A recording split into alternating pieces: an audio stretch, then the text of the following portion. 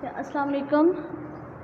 आज जो हमारा नेक्स्ट टॉपिक हम स्टार्ट करने लगे हैं, आज का जो हमारा टॉपिक है वो है बायोलॉजिकल मेथड। बायोलॉजिकल मेथड हम किसको कह रहे हैं? बायोलॉजिकल 9th में हमने डिटेल से पूरा चैप्टर इसके ऊपर हमने किया था। बायोलॉजिकल मेथड हम कहते हैं एक ऐसा मेथड जो किसके लिए होता है, जो सॉल्व करने के लिए होता है बायोलॉजिकल प्रॉब्लम को। एक ऐसा मेथड बायोलॉजी का जो किसके लिए है, जो बायोलॉजिकल प्रॉब्लम को सॉल्व करने के लिए है, उसको हम नाम देते हैं बायोलॉजिकल मेथड का। अब यहाँ पे आता है बायोलॉजिकल प्रॉब्लम क्या है, यानी बायोलॉजिकल प्रॉब्लम हम किसको कहते हैं। तो ये ऐसा क्वेश्चन है, ये कोई भी क्वेश्चन है, किसी से रिलेटेड कोई भी आपके जहन में आ रहा है बायोलॉजी से रिलेटेड कि ये काम, ये प्रोसेस कैसे हो रहा है, ये काम किस तरह से हो रहा है, या कोई आपसे कोई और पूछ लेता है, साइंटिस्ट से कोई और पूछ लेता है कि ये काम किस तरह हो रहा है, तो उसको हम नाम दे रहे हैं बायोलॉजिकल प्रॉब्लम। यानी कोई भी ऐसा क्वेश्चन या तो आपके जहन में खुद ब खुद आ रहा है या पूछा जा रहा है, तो उसको हम नाम देते हैं बायोलॉजिकल प्रॉब्लम का नाम देते हैं। अब जो साइंस है, बायोलॉजी है स्पेसिफिकली, ये बड़ा सिस्टमाइज्ड एक सिस्टम है। सिस्टमाइज्ड जो है वो हमारे पास आती है, नॉलेज है, यानी इसमें हर काम एक खास सिस्टम के थ्रू किया जाता है। इसमें हर काम एक through proper channel, through steps किया जाता है। तो बायोलॉजिकल मेथड भी क्या है, हम बायोलॉजिकल प्रॉब्लम को जब सॉल्व करते हैं तो इसमें हम बाकायदा स्टेप्स रखे होते हैं, जिन स्टेप्स के ज़रिए क्या किया जाता है, जिन स्टेप्स के ज़रिए इसको सॉल्व किया जाता है। तो अगर हम बात करें सबसे पहला हमारे पास स्टेप आ रहा है, उसको हम नाम देते हैं ऑब्जर्वेशन का। ऑब्जर्वेशन हम कहते हैं, मुशाहदात को हम कहते हैं ऑब्जर्वेशन। आप मुशाहदात बनाए जाते हैं, कोई भी चीज़ है उससे रिलेटेड क्वेश्चन पूछा जा रहा है, उससे रिलेटेड काम किया जा रहा है, तो उसको हम नाम देते हैं ऑब्जर्वेशन का। ऑब्जर्वेशन किन के ज़रिए बनाई जाती हैं? ऑब्जर्वेशन जो है वो 5 सेंसेस के ज़रिए बनाई जाती हैं। सेंसेस कौन कौन सी होती हैं? सेंसेस में विजन आता है, यानी देखने की, उसके बाद हेयरिंग आ जाता है, उसके बाद टच जो है वो हम सेंस में लेते हैं, स्मेल जो है वो हमारे पास क्या आती है, वो भी हमारे पास आती है, और उसके बाद हमारे पास आता है टेस्ट। ये 5 स्मेल्स ऐसी हैं, ये 5 सेंसेस ऐसी हैं जिसके ज़रिए हम ऑब्जर्वेशन बनाते हैं। यानी कोई भी चीज़ आप देख रहे हो, उसके बारे में सुन रहे हो, आप जो है उसके बारे में फील कर रहे हो, तो आप क्या करते हो, उसको अपनी ऑब्जर्वेशंस के अंदर शामिल करते हो। तो ये इन 5 सेंसेस के ज़रिए हम क्या करते हैं, इन 5 सेंसेस के ज़रिए हम जो है वो अपनी ऑब्जर्वेशन को बनाते हैं। अब उसके बाद हमने क्या करना है, ऑब्जर्वेशन जो है वो हमारे पास 2 तरह की आती हैं। एक को हम नाम देते हैं क्वांटिटेटिव और दूसरी को हम नाम देते हैं क्वालिटेटिव। 2 तरह की ऑब्जर्वेशन है, एक को हम नाम देते हैं क्वांटिटेटिव और दूसरी को हम नाम देते हैं क्वालिटेटिव। क्वांटिटेटिव ऑब्जर्वेशंस ऐसी ऑब्जर्वेशंस होती हैं जो किसी चीज़ की क्वांटिटी पे बेस करती हैं, और क्वालिटेटिव ऐसी होती हैं जो किसी चीज़ की क्वालिटी पे बेस करती हैं। क्वांटिटी हम कहते हैं असल में मिकदार को, और क्वालिटी हम कहते हैं उसकी खूबी को, कि वो उसकी किस तरह की होगी, किस तरह की खसूसियात होगी। 2 तरह की ऑब्जर्वेशन हम ले रहे हैं, एक क्वांटिटेटिव ले रहे हैं और दूसरा हम कौन सी ले रहे हैं, हम क्वालिटेटिव ले रहे हैं। क्वांटिटेटिव ऑब्जर्वेशन जो है वो क्वांटिटी को शो करती हैं और क्वालिटेटिव ऑब्जर्वेशन जो है वो क्वालिटी को शो करती हैं। अब जो क्वांटिटी है, इसकी एग्जांपल 9th वाली हम एग्जांपल लेते हैं, जैसे एग्जांपल वहाँ पे ली जाती है कि अगर हम जो है वो वज़न लें, हमारे पास 1 लीटर जो है पानी का वज़न कितना है, हमारे पास उन्होंने कहा था 1000 ग्राम है, और अगर हम वेट लेते हैं इथेनॉल का, तो हमारे पास कितना आता है, 780 समथिंग जो है वो इसका वज़न आ जाता है। तो हमने क्या कहा, हम वज़न क्वालिटी में हमने क्वांटिटेटिव में हमने क्वांटिटी की बात की कि पानी का 1 लीटर का वज़न हमारे पास कितना आ गया, 1000 ग्राम आ गया। लेकिन यहाँ पे जब क्वालिटी की बात होती है तो क्वालिटी में हम कहते हैं कि क्या हो गया कि जो पानी का 1 लीटर है वो एथेनॉल के 1 लीटर से हैवी होता है, यानी पानी का वज़न जो है वो इथेनॉल के वज़न से ज़्यादा है। अब ये क्या हो गया, उसकी क्वालिटी होगी। हमें नहीं पता वो कितना हैवी है, हमें नहीं वो पता कि वो कितना कम वज़नी है या किस तरह का वज़नी है। तो क्वांटिटेटिव में एक खास एग्जैक्ट अमाउंट दे दी जाती है, लेकिन क्वालिटेटिव में सिर्फ बता दिया जाता है कि कौन सी चीज़ कितनी बड़ी है, कितनी छोटी है, कितनी वज़नी है, कितनी नहीं वज़नी। तो इसलिए जो क्वालिटेटिव ऑब्जर्वेशन है ये वेरिएबल है, यानी अब कम ज़्यादा हो रही है कि कोई चीज़ ज़्यादा वज़नी है, कोई चीज़ कम वज़नी है। लेकिन क्वांटिटी में आप क्या बताते हो, एक एग्जैक्ट अमाउंट बता देते हो, इससे कम या ज़्यादा होने के चांसेस नहीं होते हैं। यानी आपने क्या कह दिया कि अगर पानी का 1 लीटर का वज़न 1000 ग्राम है तो इसका मतलब क्या है 1000 ग्राम, उसको आप चेंज नहीं कर सकते।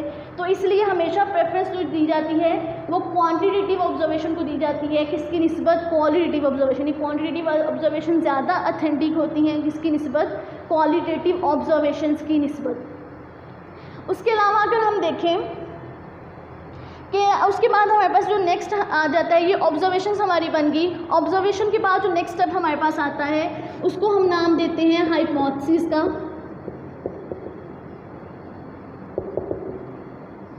हाइपोथेसिस में हम क्या करते हैं, हम जो एक्सप्लेनेशन होती है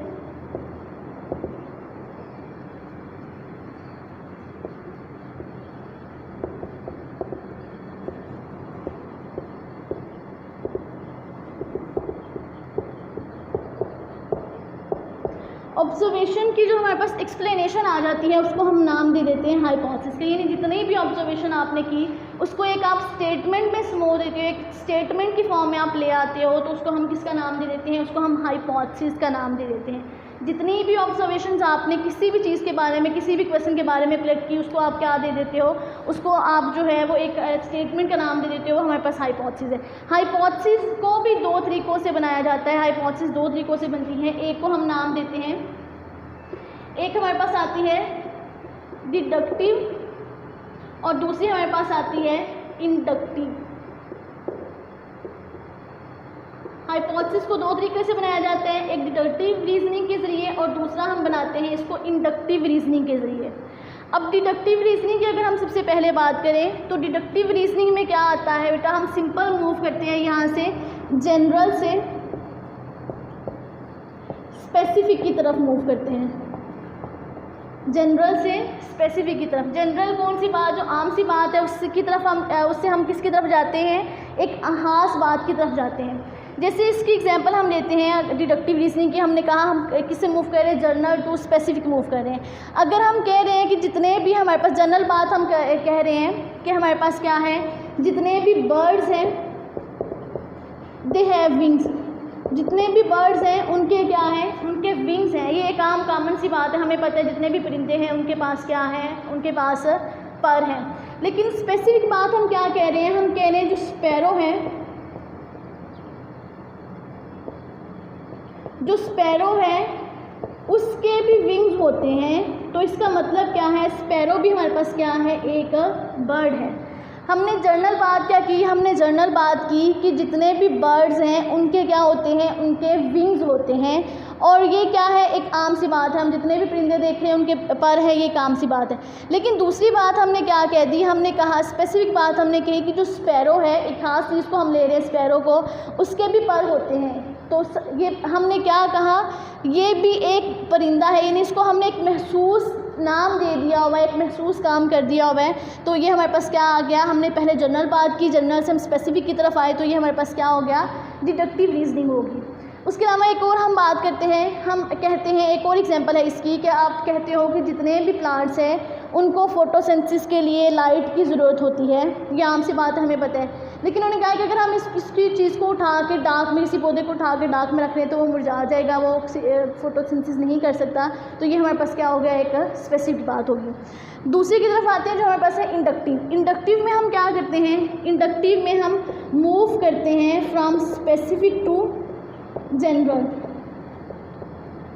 हम किसकी तरफ मूव करते हैं, स्पेसिफिक टू जनरल की तरफ मूव करते हैं।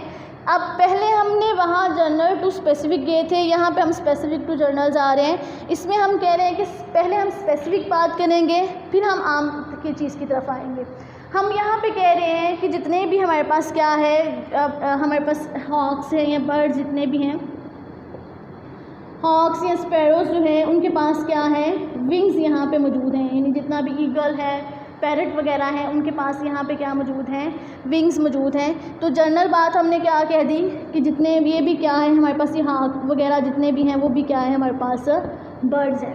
यानी क्या हमने कहा, स्पेसिफिक में हमने कहा कि हमारे पास जितने भी परिंदे, हॉक्स है या दूसरा पैरट है, इनके पास विंग है, तो हमने इसको किस कैटेगरी में रख दिया, ये भी हमारे पास किस में आ गए, ये भी हमारे पास आ गए कि ये भी जो है वो उनको हम बर्ड्स का, कि तमाम जो जितने भी बर्ड्स हैं वो क्या रखते हैं, वो विंग्स रखते हैं। अब ये तो हो गया हमारे पास हाइपोथेसिस हो गया कि हमने हाइपोथेसिस का दो तरीक़ों से बनते हैं हमारे पास, या तो एक इंडक्टिव रीजनिंग से बनते हैं या हमारे पास किससे बनते हैं, डिडक्टिव रीजनिंग से बनते हैं। इंडक्टिव और डिडक्टिव बनाने के बाद उसके अलावा जो है कुछ और तरीके हैं जिसके ज़रिए हम हाइपोथेसिस को लेते हैं, जिनके ज़रिए हम अपना हाइपोथेसिस बना सकते हैं। डिडक्टिव और इंडक्टिव के अलावा हमारे पास कुछ आते हैं मेथड जिनके ज़रिए हम अपना हाइपोथेसिस बनाते हैं। उसमें एक आता है इमेजिनेशन, उसके बाद आती है एस्थेटिक प्रेफरेंस,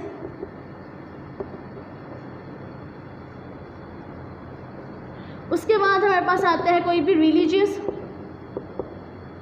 या फिलोसफिकल आइडिया,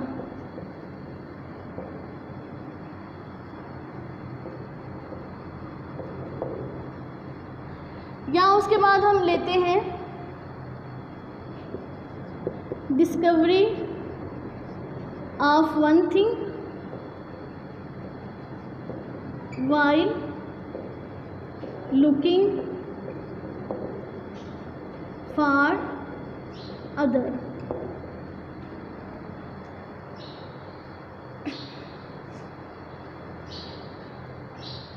एक और है हमारे पास, उसको हम नाम देते हैं कंपैरिजन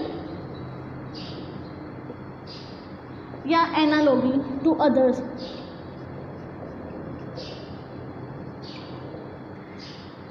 अब ये कुछ तरीके हैं जिनके ज़रिए भी हम अपने डिडक्टिव और इंडक्टिव के अलावा भी ये कुछ तरीके हैं जिनके ज़रिए हम अपना हाइपोथेसिस बना सकते हैं। इमेजिनेशन, कोई चीज़ आपके जहन में आ गई, स्टैटिक प्रेफरेंस है, आप इधर उधर से कोई देख रहे हैं, चीज़ आपको अच्छी लगी, आप उसके बारे में सोचना स्टार्ट कर रहे हो। रिलीजियस या फिलोसफिकल आइडिया है कि आपके मज़हब जो है, कोई भी मज़हब है वो आपको कोई चीज़ बता रहा है, या आप जो है वो आप फ़िलासफ़ी आपको कोई चीज़ बता रही है, तो आप उसको अपने आइडिया के तौर पे ले लेते हो कि ये प्रॉब्लम है मेरे लिए, ये मुझे समझ नहीं आ रही, तो उसको मैं बायोलॉजिकल प्रॉब्लम का नाम दे रहा हूँ और इससे मैं आगे मेथड करना स्टार्ट करूँगा। Discovery of one thing while looking for other, क्या बना आप कुछ और चीज़ रहे थे लेकिन उसके दरमियान में कोई और प्रोडक्ट आ गया है, तो उसको आप सॉल्व करने की कोशिश कर रहे हो। या क्या है कंपैरिजन या एनालॉजी, यानी दो चीज़ों का आप कंपेयर कर रहे हो, तो उस कंपैरिजन को भी आप किसके तौर पे ले सकते हो, उस कंपैरिजन को भी आप लेते हो किसके तौर पे, हाइपोथेसिस के तौर पे, उस हाइपोथेसिस को आप आगे लेके जाते हो। इसके बाद हमारे पास जो नेक्स्ट स्टेप आता है, तीसरा स्टेप हमारे पास आ रहा है,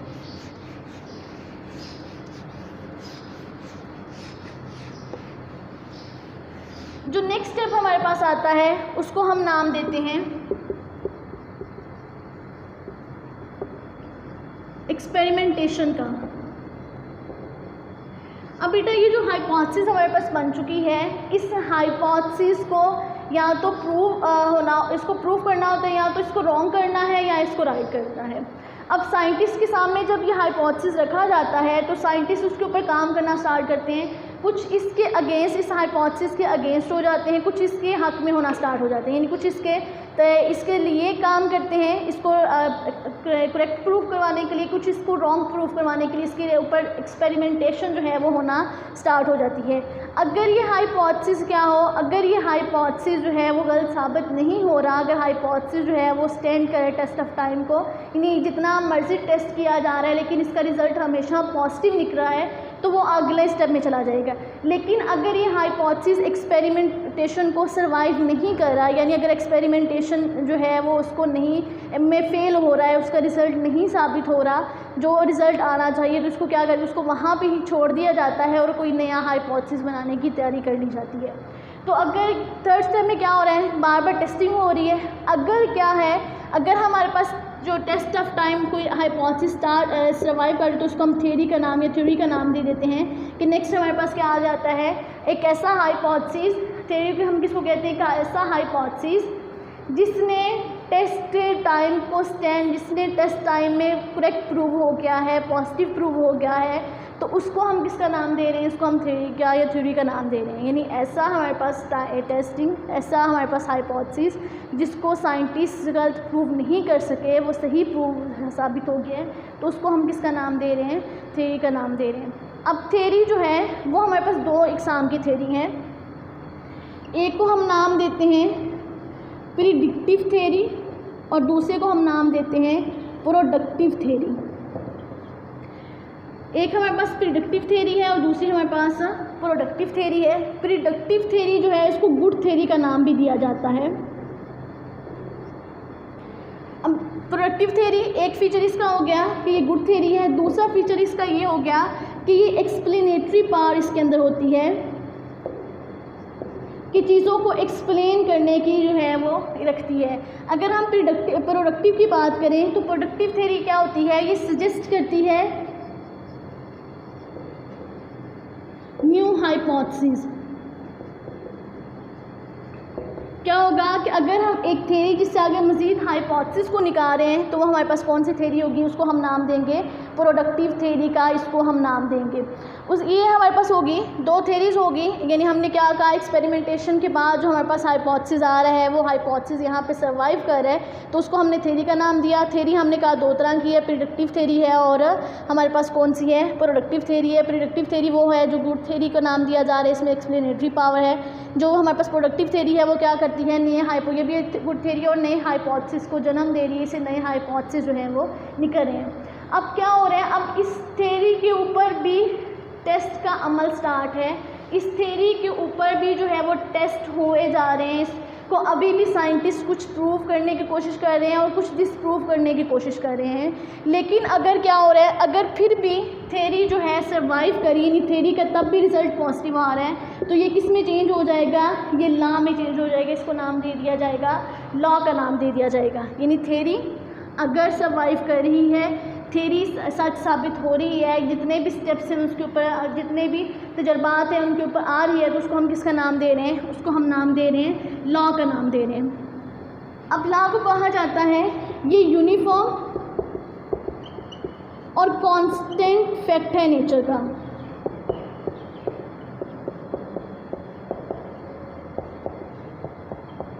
यूनिफॉर्म और कांस्टेंट फैक्ट है नेचर का कि हमारे पास क्या है, ये हमेशा एक जैसा रहने वाला फैक्ट, यानी चेंज नहीं होता, इसको हम नाम दे रहे हैं लॉ का नाम दे रहे हैं। और लॉ बेटा हमारे पास क्या है कि साइंटिफिक लॉ, इसको हम नाम देते, इसको साइंटिफिक लॉ का नाम भी दिया जाता है।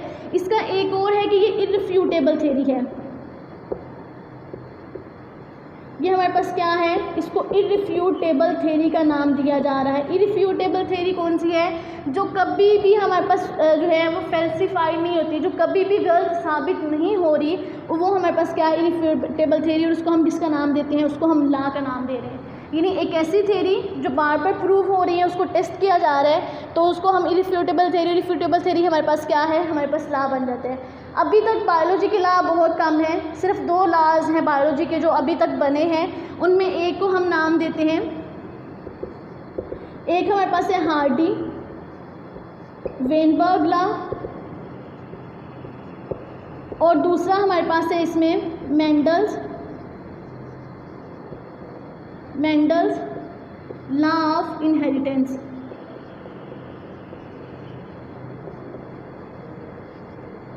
सिर्फ अभी तक क्या है, सिर्फ दो लॉज हैं जो हमारे पास अभी तक प्रूव हुए हैं, बायोलॉजी के अंदर मौजूद हैं। उसके अलावा अभी तक कोई लॉ हमारे पास नहीं हुआ बना है। तो ये हमारे पास क्या है, ये पूरा एक स्टेप्स है, ये बायोलॉजिकल मेथड करने को ये 5 स्टेप्स हैं जिनको फॉलो किया जाता है। उसके बाद इसको सॉल्व किया जाता है। अगर कोई एक भी कहीं पे डिसप्रूव हो जाती है या अगर एक जो स्टेप है उसके अंदर वो सर्वाइव नहीं करता हमारा हाइपोथेसिस, तो काम दोबारा से स्टार्ट कर दिया जाता है, दोबारा से हाइपोथेसिस बनाया जाता है और दोबारा से वही काम जो है उसको स्टार्ट कर दिया जाता है।